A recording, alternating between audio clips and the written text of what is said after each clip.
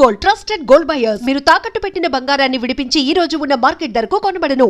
దీంట్లో ఒక చిన్న ప్రాబ్లం ఎక్కడ వచ్చిందంటే సెకండ్ వరల్డ్ వార్ నడుస్తున్నప్పుడు షా ఆఫ్ ఇరాన్ వాళ్ళ ఫాదర్ పెహల్వి ఆయన హిట్లర్తో చాలా ఒక హిట్లర్ ఫేవరెట్ ఉండే ఆయన.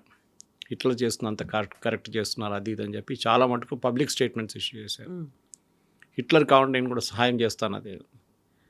ఆ వార్ ఎండింగ్ వచ్చేదాకా అలైడ్ ఫోర్సెస్ అంటే ఎప్పుడు అలైడ్ ఫోర్సెస్ అంటే అప్పుడు యుఎస్, యూకే వీళ్ళందరూ వీళ్ళ ఫ్రాన్స్ కూడా కలిసి వీళ్ళ రష్యా వైపు అటాక్ చేసినప్పుడు, రష్యా మీద దాడి చేసినప్పుడు జర్మనీ ఆయుధాలు పంపించాల్సి వస్తుంది. మొత్తం తిరిగి వెళ్ళలేరు. సో వాళ్ళు ఏం చేస్తుంటే ఇరాన్ నుంచి రూట్ చేశారు ఈ ఆయుధాలన్నీ, చాలా హెవీ ట్యాంక్స్ అది ఇదన్నీ. ఈయనకు అది నచ్చలేదు మన పెహల్వి గారికి. ఆయన దాన్ని కూడా వ్యతిరేకించారు. సో వీళ్ళు దాని తర్వాత వార్ ఎండ్ అయింది, రష్యాలో ఓడిపోయారు జర్మన్స్. దాని తర్వాత కంప్లీట్గా ఓడిపోయారు వాళ్ళు. ఆ యుద్ధం కాగానే ఈ సీనియర్ పెహల్వి గారిని రిజైన్ చేయించారు అమెరికా అండ్ యూకే కలిసి అలైడ్ ఫోర్సెస్. ఆయన్ని పంపించేసారు, కంట్రీ నుంచి బయటకు పంపించారు. ఈజిప్ట్ ఎక్కడ వెళ్ళారు ఆయన, గుట్లేదు నాకు ఎక్కడికి వెళ్ళారు. ఆ టైంలో ఆయన 16 సంవత్సరాల ఏజ్ ఉన్న కొడుకు the last Shah of Iran Reza Pahlavi junior ఆయన్ని రాజాగా అంటే అక్కడున్న కింగ్గా అంగీకరించారు. పెద్ద సెరమనీ ఉండే. ఆయనకి అంత ఎక్స్పీరియన్స్ లేకుండే ఆ టైంలో రూలింగ్, ఎందుకంటే కానీ వాళ్ళ నాన్నగారు చాలా స్ట్రిక్ట్ ఉన్నారు.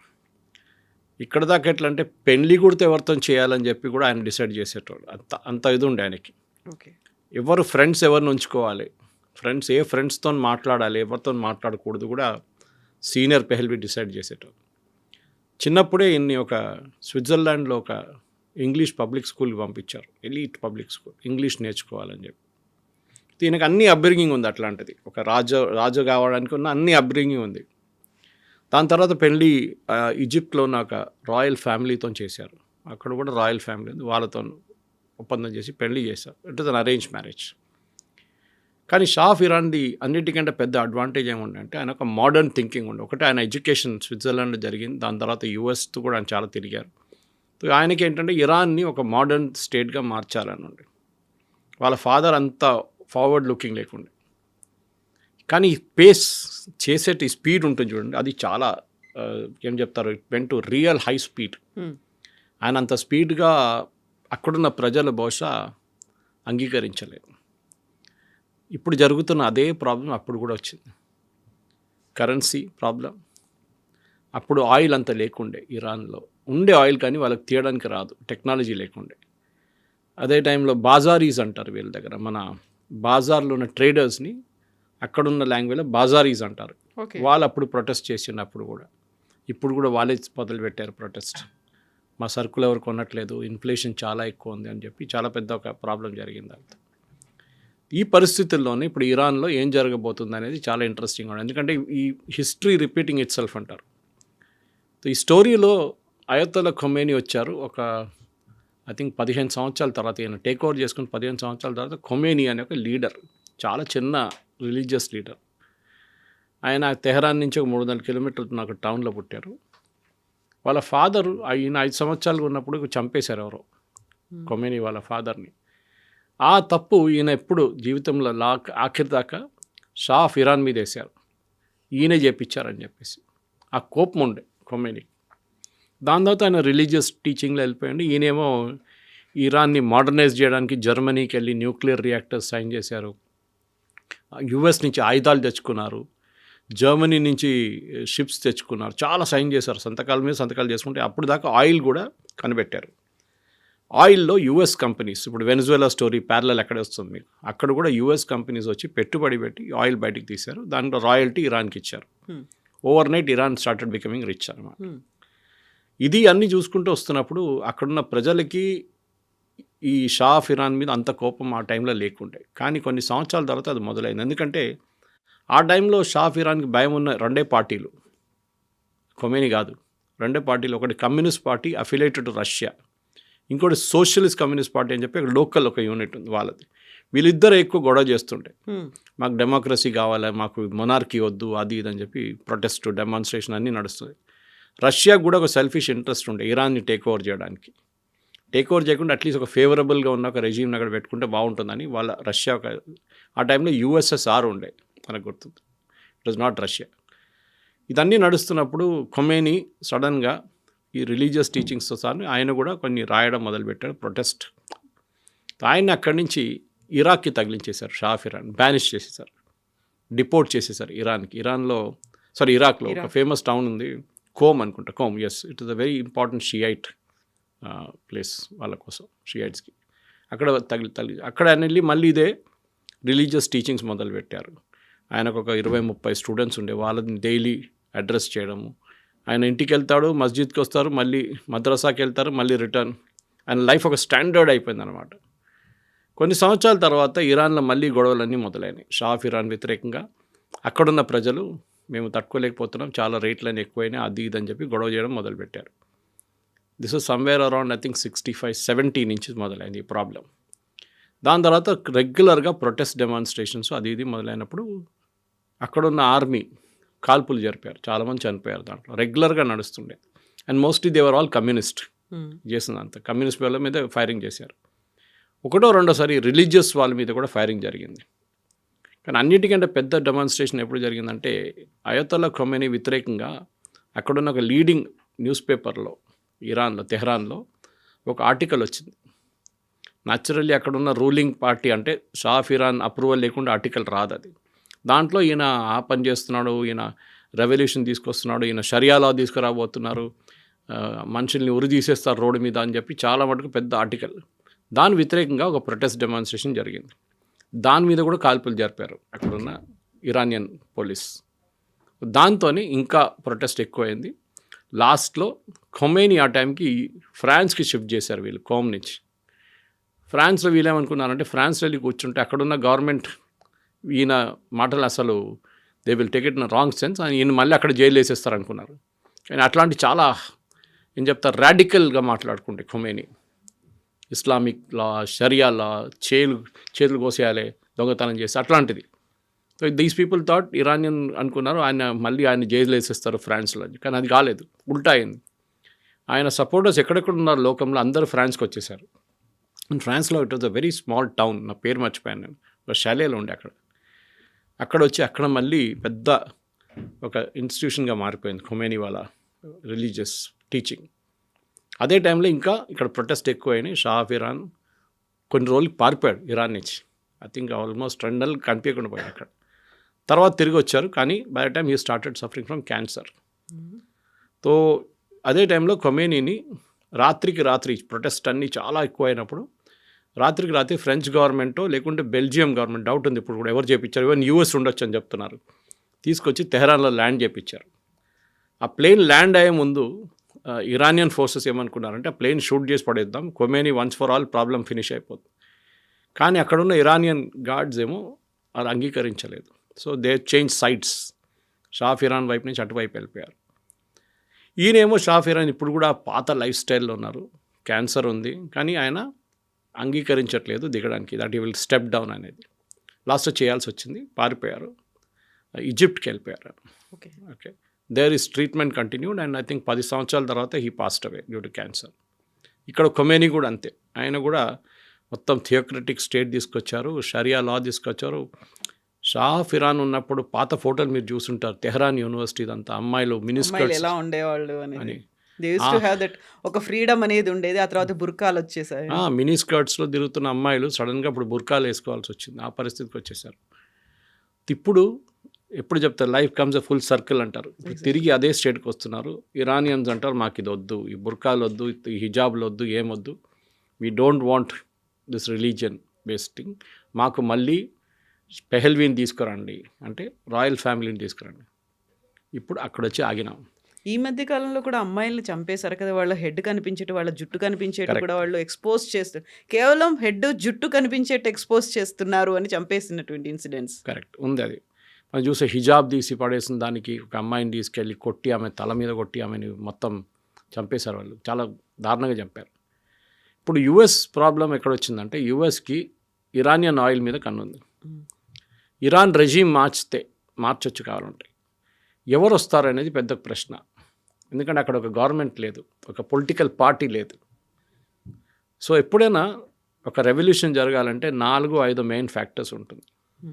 దాంట్లో ఫస్ట్ ఫ్యాక్టర్ ఒక ఫిజికల్ క్రైసిస్ ఉండాలి. అంటే ఒక రెవెన్యూ క్రైసిస్, ఒక ఏం చెప్తారు, ఆర్థిక స్థితి మనం మొత్తం ధ్వంసం అయిపోయి ఆ స్టేట్లో ఉండాలి. ఇరాన్ ఆ స్టేట్లో ఉన్నారు ఇప్పుడు. ఇది ఎందుకు జరిగిందంటే మన అందరికి తెలిసిందే, యుఎస్ శాంక్షన్స్ పెట్టారు. ఈ ఇరానియన్ రెజీమ్ ఎస్పెషలీ ఖొమేనీ వచ్చిన తర్వాత న్యూక్లియర్ అంబిషన్స్ మీద చాలా, ఇప్పుడు ఎంత 49 సంవత్సరాలు అవుతుంది అనుకుంటే వాళ్ళు వచ్చి, ఈ రెజీమ్ వచ్చి వాళ్ళు న్యూక్లియర్ ఫెసిలిటీస్ మీద కొన్ని కనిపెట్టారు వాళ్ళు. దానికి చాలా మటుకు ఫ్రాన్స్ నుంచి, జర్మనీ నుంచి స్మగుల్ తీసుకొచ్చిన పార్ట్స్ తీసుకొచ్చి పాకిస్తాన్లో ఉన్న ఏక్యూ ఖాన్తోని కొన్ని ఇల్లీగల్ డీల్స్ చేసుకొని వీళ్ళు ఒక న్యూక్లియర్ పవర్ ప్లాంట్ మొదలుపెట్టారు. కానీ ఇజ్రాయెల్కి నచ్చలేదు అది. ఇజ్రాయెల్ ఏమన్నారంటే ఏ రోజు వీళ్ళు తయారు చేస్తారో రాజ్యం మీద కొట్టుపడేస్తాం మొత్తం. వీరేం చేస్తారు, తెహరాన్ యూనివర్సిటీలో ఫస్ట్ ప్రాజెక్ట్ పెట్టారు. యూనివర్సిటీని ఎవరు బాంబ్ చేయరు కదా అని చెప్పి. కానీ అది ఎక్కువ సక్సెస్ఫుల్ కాలేదు. కానీ దాని తర్వాత వీరు ఒక ప్లాంట్ సెటప్ చేశారు. అక్కడి నుంచి వీళ్ళు న్యూక్లియర్ మిసైల్స్కి మొదలుపెట్టారు. సెంట్రిఫ్యూగ్స్ తీసుకురావడంలో డౌట్ వచ్చింది అమెరికాకి, ఫ్రాన్స్కి. వీళ్ళు ఏదో ఎక్కడి నుంచో స్మగుల్ తీసుకొస్తున్నారని చెప్పి దాని తర్వాత వీళ్ళ మీద శాంక్షన్స్ పెట్టారు యుఎస్. ఆ శాంక్షన్స్లోనే యుఎస్ వీళ్ళు ఆయిల్ బయట అమ్మలేకపోతున్నారు ఆ రోజు నుంచి. ఐఏ ఇన్స్పెక్టర్స్ వచ్చారు, ఇంటర్నేషనల్ అటామిక్ ఎనర్జీ వాళ్ళు వచ్చి వాళ్ళ కెమెరాలు పెట్టారు. చాలా మటుకు డిస్కషన్ జరిగింది. మేము విత్డ్రా చేస్తామన్నారు, విత్డ్రా చేయలేదు వీళ్ళు. అట్లాంటి చాలా డిస్కషన్ నడిచి సంవత్సరాలు డిస్కషన్ నడిచింది. కానీ ఏం జరగలేదు లాస్ట్లో. తర్వాత మనకు తెలిసింది రీసెంట్లీ ఒక 3-4 నెలల ముందు ఇజ్రాయెల్ వెళ్ళి బాంబు వేశారు. దాని తర్వాత అమెరికన్స్ B2 బాంబు వచ్చి వాళ్ళ న్యూక్లియర్ ఫెసిలిటీస్ మీద బాంబు వేశారు. డైరెక్ట్ కొట్టలేదు, ఇండైరెక్ట్గా కొట్టారు వాళ్ళు. మనం కూడా చేసినట్లు ఆపరేషన్ సింధూర్లో. ఇది నడుస్తున్నప్పుడు ఈ పరిస్థితుల్లో ఇప్పుడు ఇరాన్ ఏమైపోయిందంటే మొత్తం వాళ్ళ ఫైనాన్షియల్ క్రైసిస్ ఎందుకు వచ్చిందంటే వాళ్ళు డాలర్ సిస్టమ్ నుంచి వాళ్ళని మొత్తం తీసేశారు కంప్లీట్గా. మీరు ఇప్పుడు ఆయిల్ అమ్మితే కూడా మీకు ఆయిల్ అమ్మడానికి ఫస్ట్ పర్మిషన్ లేదు. ఎవరు కొనుక్కుంటారు?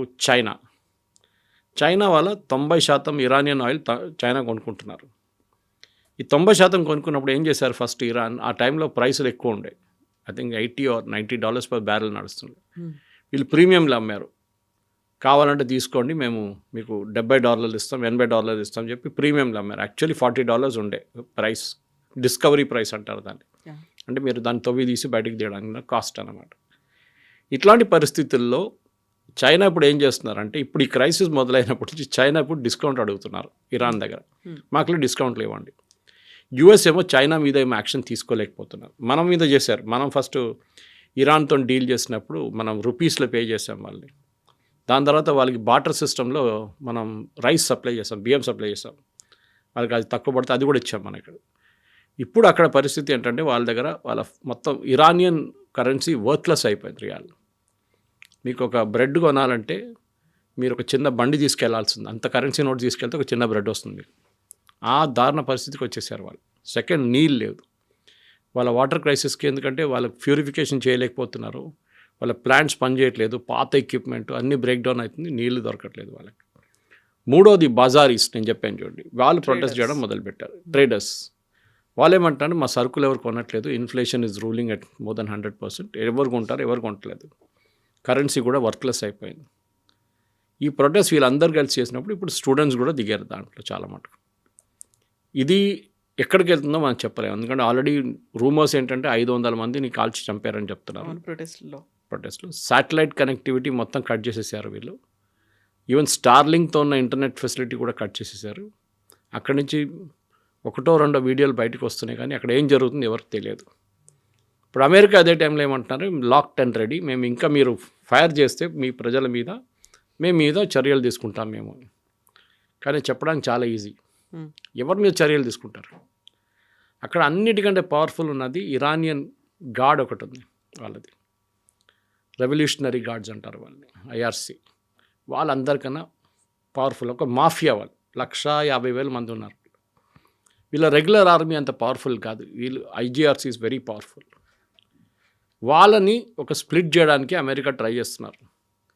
వాళ్ళ గ్రూప్స్ని అట్లీస్ట్ 25%, 25-30% మంది అమెరికా వైపు వచ్చేస్తే అక్కడున్న రెజ్యూమ్ పడిపోతుంది. 2-3 రోజులు పడిపోతున్నారు. కానీ చేస్తారో లేదో మనం చూడాల్సి. ఎందుకంటే దాంట్లో చాలామంది పాత ఖొమేనీ సిస్టమ్ నుంచి వచ్చిన వాళ్ళు, కొత్త ఖమేనీ సిస్టంలో కూడా పనిచేస్తున్నారు వాళ్ళు. వాళ్ళకి అక్కడున్న ఏ చట్టాలు వాళ్ళకి ఇట్స్ నాట్ అప్లికబుల్ వాళ్ళ మీద. వాళ్ళు ఏం కావాలంటే చేసుకుంటారు, ఒక మాఫియా లాగా. సో వాళ్ళని ఇప్పుడు స్ప్లిట్ చేయడానికి ట్రై చేస్తున్నారు. వాళ్ళని దొరికితే వాళ్ళ గ్రూప్లో ఒక 15-20% మంది ఇటువైపు వచ్చేస్తే ఓ 2 రోజులు ఇరానియన్ గవర్నమెంట్ పడిపోతుంది. ఇది ఇప్పుడున్న పరిస్థితి. ఇదే కండిషన్‌లో ఒక ట్రేడ్ డీల్ ఎవరైతే కుదుర్చుకుంటారో వాళ్ళ మీద 25% టారిఫ్ అనేది పెట్టింది. బట్ అదే ఇరాన్ రష్యాకు కూడా కావాల్సినటువంటి ఆయుధాలని సరఫరా చేస్తుంది. ఆల్మోస్ట్ 20,000 క్రోర్స్ ఆయుధాలని పంపించింది అనేది. రష్యా ఎందుకు డేర్ చేసింది? ఇరాన్ ఎందుకో భయపడట్లేదు అసలు? ఇరాన్ ఏం చేశారంటే ఇప్పుడు కాదు, కొన్ని 10-15 సంవత్సరాల ముందు వాళ్ళు మిసైల్స్ తయారు చేయడంలో మొదలుపెట్టారు. కొంచెం టెక్నాలజీ వాళ్ళు పాకిస్తాన్ వైపు నుంచి తెచ్చుకున్నారు. చాలా మటుకు టెక్నాలజీ నార్త్ కొరియా దగ్గర నుంచి తెచ్చుకున్నారు. అప్పుడు నార్త్ కొరియా దగ్గర ఇప్పుడు కూడా మిసైల్ టెక్నాలజీ ఉంది వాళ్ళ దగ్గర. అది కాకుండా లోకల్గా కూడా వాళ్ళు డెవలప్ చేయడం మొదలుపెట్టారు. మీకు ఒక పేరు గుర్తుంటుంది దీంట్లో, సులేమానీ అని చెప్పి. He was one of the chief of Iran's project. ఆయన ఒకరోజు అమెరికా వాళ్ళు చంపేశారు. రోడ్ మీద కాన్వాయిలు వెళ్తున్నప్పుడు కరెక్ట్ ఆయన కార్ మీద కొట్టారు, ఆయన చనిపోయారు. వాళ్ళ మిసైల్ ప్రోగ్రామే వాళ్ళకి మెయిన్గా అడ్వాంటేజ్గా వచ్చింది. పనికి ఎట్లా వచ్చిందంటే ఫస్ట్ వాళ్ళు హమాస్కి సప్లై చేయడం మొదలుపెట్టారు. హమాస్కి లో ఎండ్ వెపన్స్, అంటే అక్కడి నుంచి ఇజ్రాయెల్కి ఫైర్ చేయాల్సిన కెపాసిటీ 100 కిలోమీటర్ కన్నా తక్కువ. హెజ్బుల్లాకి చాలా లాంగ్ రేంజ్ మిసైల్స్ ఇచ్చారు. 400, 300, 200 కిలోమీటర్ ఫైర్ చేసే మిసైల్స్ ఇచ్చారు హెజ్బుల్లాకి. ఇటు యమనీస్ హూతీస్కి 2000, 3000 కిలోమీటర్కు ఉన్న మిసైల్స్ ఇచ్చారు వాళ్ళు. ఇరాన్ ఇన్ఫ్లుయెన్స్ ఒక 10 సంవత్సరాల నుంచి ఈ 5 రాష్ట్రాల నుంచి వస్తుండే. Lebanon, Syria, Assad regime was dependent on them. మన హమాస్, యెమెన్ అండ్ ఇరాక్లో part of Iraq was under Iranian control. ఈ 5 రాష్ట్రాల నుంచి వీళ్ళకి మెయిన్గా సపోర్ట్ వస్తుండే. దాంట్లో ఫస్ట్ ఇజ్రాయెల్ ఏం చేశారు, ఇస్మాయిల్ హనియాని ఫినిష్ చేసేసారు. అది కూడా తెహరాన్లో. వాళ్ళ ఇరానియన్ ప్రెసిడెంట్ చనిపోయినప్పుడు ఆయన ఫ్యూనరల్కి వచ్చారు. ఆ చనిపోయిందే పెద్ద ఒక మిస్టరీ, ఎట్లా జరిగిందని, అది హెలికాప్టర్ క్రాష్. హమాస్ని ఇజ్రాయెల్ ఫినిష్ చేసేసారు ఆల్మోస్ట్. లెబనన్లో నసరుల్లాతో పాటు అందరినీ ఫినిష్ చేసేసారు అక్కడ. ఇక్కడ యెమెన్ మీద బాంబులు వాళ్ళు యుఎస్ అందరు కలిసి వేస్తున్నారు, ఈవెన్ సౌదీ అరేబియా ఆల్సో. ఇట్లాంటి పరిస్థితుల్లో ఇరాన్ ఐసోలేట్ అయిపోయారు. ఎవరు లేరు వాళ్ళకి ఇప్పుడు సపోర్ట్. లేకుంటే వాళ్ళు ఏం చేస్తుంటే వాళ్ళ మీద దాడి జరిగినప్పుడు వీళ్ళతో దాడి చేపిస్తుండే. Death to America, death to Israel అని చెప్పి వీళ్ళది ఒక స్లోగన్ ఉండే. ఇప్పుడు వాళ్ళేమంటున్నారు అక్కడున్న ప్రజలు, ఇప్పుడు లేటెస్ట్ స్లోగన్స్ వింటే, forget Gaza, forget Lebanon, take care of us, అంటే మమ్మల్ని కాపాడండి, గాజాని మర్చిపోండి, లెబనన్ని మర్చిపోండి. ఆ పరిస్థితికి వచ్చేసారు అక్కడ. ప్రజలు రోడ్డు మీద ఎందుకు వస్తున్నారంటే వాళ్ళ జీవితం అసలు ఎక్కడ లేనట్లు అయిపోయింది వాళ్ళది. ఇప్పుడు ఎప్పుడైనా ఒక రెజీమ్ నడిపించాలంటే మీకు ఒక ఇన్స్పిరేషనల్ ఫిగర్ కావాలి. అది బహుశా ఈ షా ఆఫ్ ఇరాన్ కొడుకు. ఇప్పుడు నేను చెప్పాను చూడండి, 50 సంవత్సరాల నుంచి యూఎస్లో ఉన్నారు. ఆయన పాసిబిలిటీ తీసుకొస్తారు. కానీ కంట్రీ ఎవరు నడిపిస్తారు, రాష్ట్రం ఎవరు నడిపిస్తారు, ఇది పెద్ద ఇష్యూ.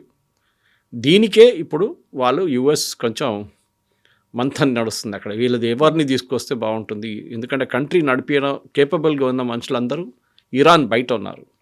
డయాస్పోర్ అంటాం మనం. They are all outside Iran, పారిపోయారు. అది ఏదైనా ఏ డిక్టేటర్షిప్ వచ్చినా కానీ వీళ్ళందరూ పారిపోతారు. ఎడ్యుకేటెడ్ వాళ్ళు, కొంచెం కేపబిలిటీ ఉన్న వాళ్ళు, వాళ్ళ సీనియర్ సైంటిస్టులు, వీళ్ళందరూ పారిపోతారు. వాళ్ళు యూరోప్లో, యూఎస్లో చాలా చోట్ల ఉన్నారు. వాళ్ళని తీసుకొచ్చేదానికి ప్రయత్నం చేస్తున్నారు. ఇప్పుడు అంత ఈజీ కాదు. సో అక్కడ గవర్నమెంట్ పడిపోతే, ఇప్పుడు ఇదే ప్రాబ్లం యూఎస్ ఫేస్ చేశారు. ఇప్పుడు సిరియాలో అసాద్ అక్కడ నుంచి పారిపోయిన తర్వాత అక్కడ ఒక సివిల్ వార్ మొదలైంది. వీళ్ళు కొట్టుకున్నారు. ఇదే పరిస్థితి ఇరాక్లో చూసాం. ఇరాక్లో సద్దాం హుసేన్ పోగానే ఆయన చంపేసిన తర్వాత మొదలైంది. ఒక గ్రూప్తో కొట్టుకున్నారు. మూడవది మనం చూసాం, ఇది జరిగింది సిరియా, లెబనన్లో. అదే ప్రాబ్లం లెబనన్లో జరిగింది. అక్కడ మిలిషియాస్ మళ్ళీ కొట్టుకోవడం మొదలుపెట్టారు. హమాస్ వైపు కూడా యాంటీ హమాస్ ఫోర్సెస్ కూడా లాస్ట్ స్టేజ్లో వాళ్ళు కూడా వచ్చారు ఇప్పుడు. సో ఎక్కడ వెళ్తే కానీ వీళ్ళు ఎక్కడ వెళ్ళారో అక్కడ అన్ని గొడవ జరిగింది. ఈవెన్ యెమెన్లో కూడా. ఇప్పుడు ఏం చేయలేకపోతున్నారు ఇరాన్, వాళ్ళు కంప్లీట్లీ పవర్లెస్. ఇప్పుడు ఈ పరిస్థితుల్లో ఇప్పుడున్న దాని ప్రకారం ఇంకొక 10 రోజులు ఈ ప్రొటెస్ట్ నడిస్తే డెఫినెట్గా అక్కడ ఉన్న గవర్నమెంట్ పడిపోతుంది.